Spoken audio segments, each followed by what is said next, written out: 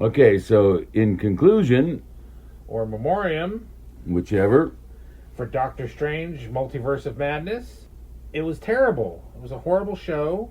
It was a waste of time and money. It felt, to me, as bad as The Last Jedi for the same kind of reasons.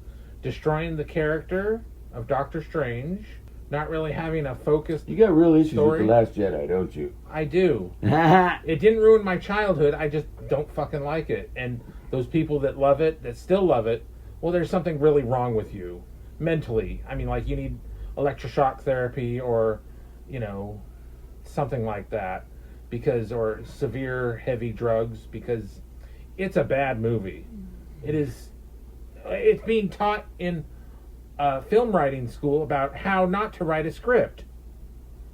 So that's how good it is. But anyway, that's not what we're here to talk about. No, but in conclusion, though, there's just so much about it that it just fell short, man. Even beyond falling short, it didn't even come up to a level. It didn't even come up to any kind of standard. Even the whole thing at the end with I mean, the best part Wanda of it was in the mountain and the best part was the note fight.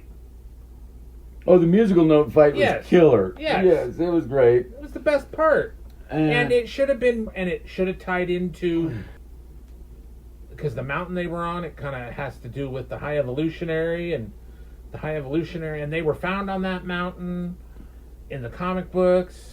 And could have introduced the High Evolutionary. Yeah, it was almost like arbitrarily thrown in just to be like, ooh, see, looky what we can do. See, that we did our homework and you did a Google search and didn't even read the article. I've done research papers before. You read the introduction and the conclusion, and then you write your paper.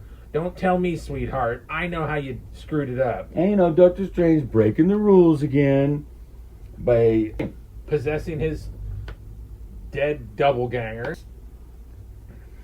But is it more than just him breaking the rules, or is it a white man doing the wrong thing? Because there seems to be a real hard-on for competent white men. It was him thumbing his nose at the rules every bit as much as he did with the time thing when he was in the first movie, and thinking that he was above it, and even in the What If episode, which ended up destroying the whole universe that he existed in that episode. But well, let's talk about Christine for a minute, because that's still, man. But Christine, that's got to be some kind of fucking magic gold-plated pussy to go through all that, or is he just such a loser that you know the first whiff he gets, that's he's sold on it. Well, I don't know. I think they're putting too much on the whole thing with him and Christine as far exactly. It's almost like Thor and Jane Foster, or you know. Yeah. And I don't remember that being a big deal in the comics. Thor and Jane Foster was a big deal in the comics. Yeah. That was why he was exiled from Asgard back in the day. That happened in the comics. It happened in the in the movies. You know, it was his love for this white woman. This woman.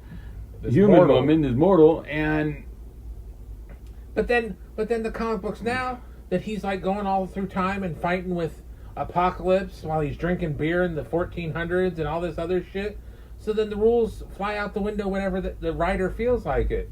But if you don't have any guardrails or anything to be like, hey, we got to stay within this kind of boundary, then you can just do whatever you want, and that's not really writing. That's just, oh, well, I farted, or I had a good meal yesterday and I thought of this, and oh, we'll do this now, and who cares? All those people that complain, well, they're just hateful. I mean, yeah, Stephen Strange might be a little bit of a know-it-all.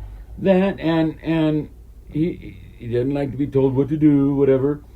And who does? Of course. And he is who he is. He's got his ego, but also you would think that the more experience he has as the master of the mystic arts and the keeper of the sanctum, that you know, maybe they got a point with some of these rules, that you know, you don't mess with the fabric of time, you don't mess with the this or that, because it will have repercussions that down the road, and you can't just go willy-nilly. Just because he can doesn't mean he should. And he was told that over and over in the first movie, and in Endgame it kind of worked out for him because it worked out for him with Dormammu because he did the time loop thing. He trapped, that was the only way to defeat Dormammu, was to trap him in this endless time loop that finally got him to give up or whatever. But you just don't do that arbitrarily like that. You just can't. And then do you like you're messing with the natural order. Do you like the fact that the Illuminati killed that universe's Doctor Strange because he used the Book of Darkhold to kill Thanos? That seems kind of odd too. Yeah, come on, say it. It was odd. It was weird. It not that it was out of character or anything. It just, what would the Book of Darkhold, unless the Book of Darkhold is actually something that is what I've alluded to, that you and I have talked about, that it's more than just an earthly book.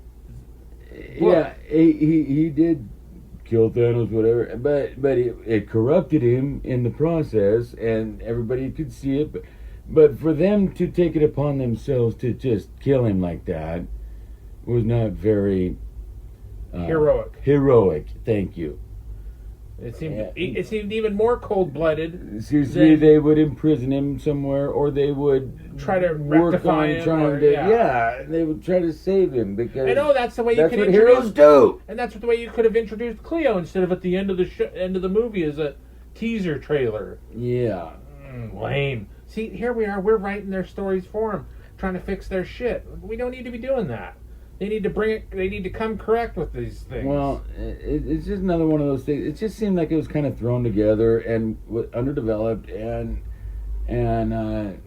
that's what we get when you do that. Let's put Bashir Gorath in and not even know what he is. It wasn't even thought through very well, as far as it just.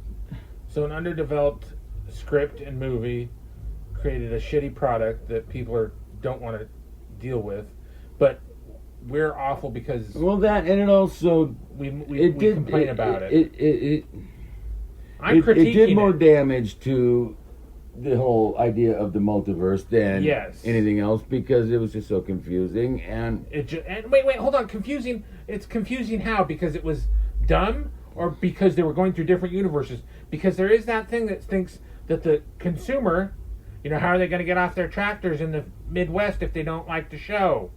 That's not what we're saying. Confusing as in, it's not. We know that they're going through universes. That's not the problem. It just wasn't compelling. It wasn't interesting. I didn't care that they were going through different universes. I hoped that they went through one where she died, because I was tired of seeing it. It wasn't interesting. It wasn't entertaining. I wasn't engaged. Everything with Wanda and the Scarlet Witch and her garbage. Going down this dark path was complete garbage. Yeah, it was out of character for her. Why didn't they do something like Avengers Disassembled? Which is what I was hoping that they would do with Wanda in the Multiverse of Madness. It wasn't very maddening. It was kind of boring. Yeah. And